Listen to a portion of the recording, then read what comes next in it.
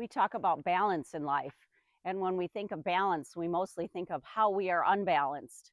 And then we get judgmental and critical that I should eat more good food or I should exercise more. We do the shoulds. And I had a therapist say to me once years ago is don't should on me. And I love that because it's true. Balance doesn't mean we should or shouldn't do something. It's just being aware of how we roll in this world. We are either rolling in a direction of fear or love. I choose love. I try to cultivate more that brings love. My name is Jill Naraki. This is The Power of, is in the Exhale. This shirt, I am not promoting or denying this company. It is just cool out here this morning, and I don't have very many unlogoed clothes. So I have this on. My views don't reflect anything that this company reflects. So balance. Why do we all of a sudden, do you think balance? We think we're out of balance and we think of what we shouldn't do or how we were not in balance. And then we judge ourselves for it. I ate too many candies or I bought too many clothes or so go deeper than that. So why are we out of balance? What are we trying to medicate? What kind of pain are we trying to avoid in our life by doing some things that are just not great for our bodies? And then we create more pain. So that is on the fear cycle. So how do you create more love? How do you create more, cultivate more of the things you want in life? You have to be very aware of what is creating the opposite. So negative self-talk is probably my worst nemesis, and I think a lot of people too. The things that I say to myself, if I said those things to somebody that I loved, I would crush them.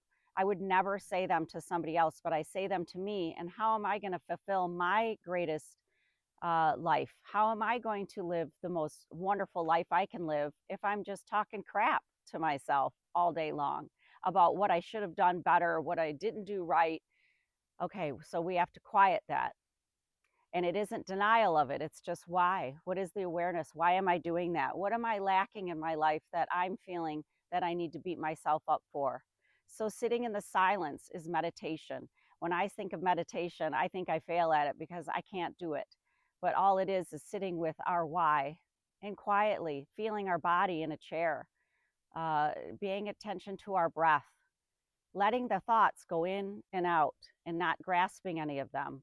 Maybe writing something down that makes you go, I wonder what that is. We place so much judgment on ourselves, and self-judgment and criticism comes from other people's fears and lacks in life.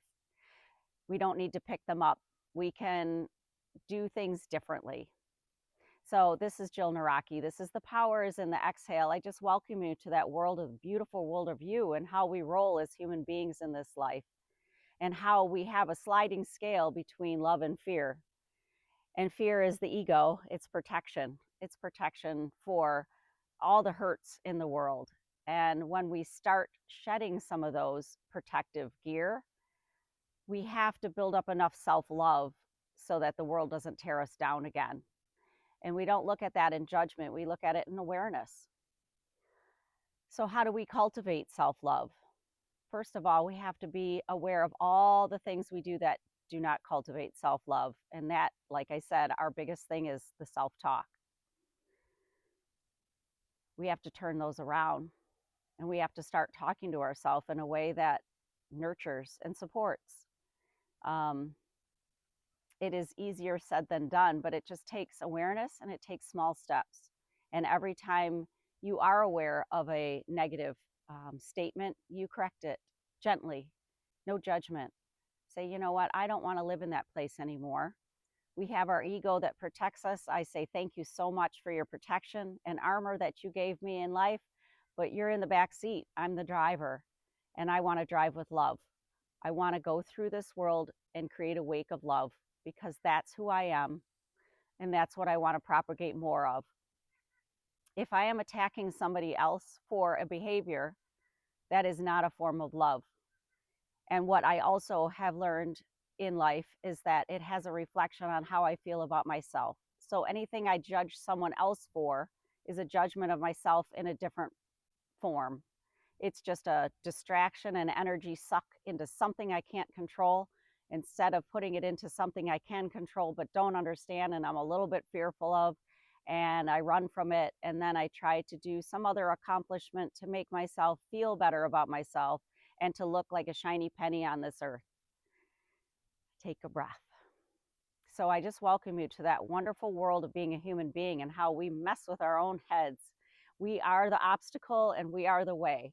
There is a book that's called The Obstacle is the Way. And I just read that and I'm like, you know, we are the obstacle. Our thoughts and beliefs are the obstacle and we are the way.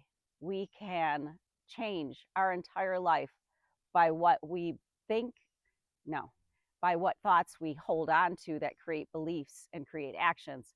We really can't control thoughts. We got to let them go in and out. And then we pick the ones that go, you know what, this aligns with my soul. I'm going to create more of that. So I welcome you to this deep dive into the beautiful world of being a human being. Please come with me. I'm on Facebook, I'm on Instagram, barely because I'm learning it, and YouTube, which I understand the most. I would love to have you comment, and I love the deep dive. It's fascinating to me, and I'd love to hear from anyone. And thank you.